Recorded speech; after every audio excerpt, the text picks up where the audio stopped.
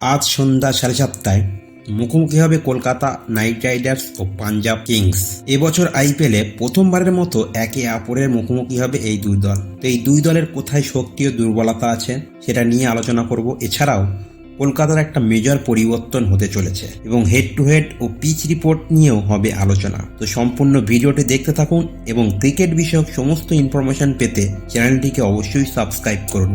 তো কলকাতা 7 ম্যাচের মধ্যে 5টিতে জিতে পয়েন্ট টেবিলে 2 নম্বর স্থানে আছে। অন্যদিকে পাঞ্জাব 8 ম্যাচে 2টি জিতে 9 নম্বর পজিশনে আছে। পয়েন্ট টেবিলে এই দুই দলের মধ্যে বিস্তর পার্থক্য থাকলেও পাঞ্জাব কিন্তু যে কোনো সময় ঘুরে দাঁড়াতে সক্ষম। তাদের কাছে সেই ধরনের প্লেয়ার আছে যারা যে কোনো সময় যে কোনো ম্যাচে মোড় ঘুরিয়ে দিতে পারে, যেমন Liam Livingstone, Sam Curran, Kagiso Rabada, Shashank Singh, Ashutosh শর্মার মতো প্লেয়ার যারা অবশ্যই যে কোনো সময় যে কোনো ম্যাচের মোড় ঘুরিয়ে দিতে সক্ষম। তবে আমরা দেখেছি তাদের টপ অর্ডার ও মিডল অর্ডার সেইভাবে কিন্তু পারফরমেন্স করছে না, একমাত্র লোয়ার অর্ডার একটু পারফরমেন্স করছে, বিশেষ করে শশাঙ্ক সিং ও আশুতোষ শর্মা। এই দুইজন ছাড়া পাঞ্জাবের আর কেউই সেইভাবে পারফরমেন্স করছে না। শিখর ধাওয়ান চোটের জন্য গত 3-4টি ম্যাচ খেলতে পারেনি এবং তার জায়গায় ক্যাপ্টেনশিপ করছিলেন স্যাম কারান, এবং স্যাম কারানের নেতৃত্বে 4টি ম্যাচই তারা হেরেছে, যার জন্য তাদের মনোবল অবশ্যই একটু পিছিয়ে থাকবে। তবে এই ম্যাচ তাদের কাছে ডু অর ডাই হতে চলেছে, কেননা এই ম্যাচ হারলে তাদের জন্য প্লে অফে যাওয়ার রাস্তা বন্ধ হয়ে যাবে। অন্যদিকে কলকাতা ব্যাটিং এবং বোলিং এই দুই দিক দিয়েই কিন্তু ভালো পারফরমেন্স করছে।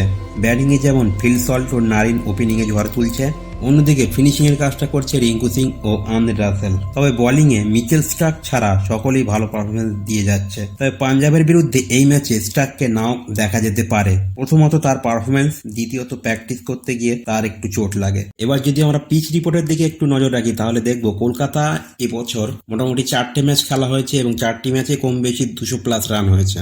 এবং বলতে গেলে কলকাতার ইডেন গার্ডেন্স ব্যাটসম্যানদের জন্য স্বর্গরাজ্য, মানে এখানে 200+ রান হবেই হবে এবং 200+ রান করলেই সেই টিম যে জিতে যাবে এমন কোনো কথা নেই। এখানে 200+ রান ডিফেন্ড করাটা একটা মুশকিল কাজ। তো যে টিমই আজকে টসে জিতবে প্রথমে ফিল্ডিং এর সিদ্ধান্ত নেবে, এটা বলাই বাহুল্য। এবার আমরা দেখে নেবো হেড টু হেডের পরিসংখ্যান।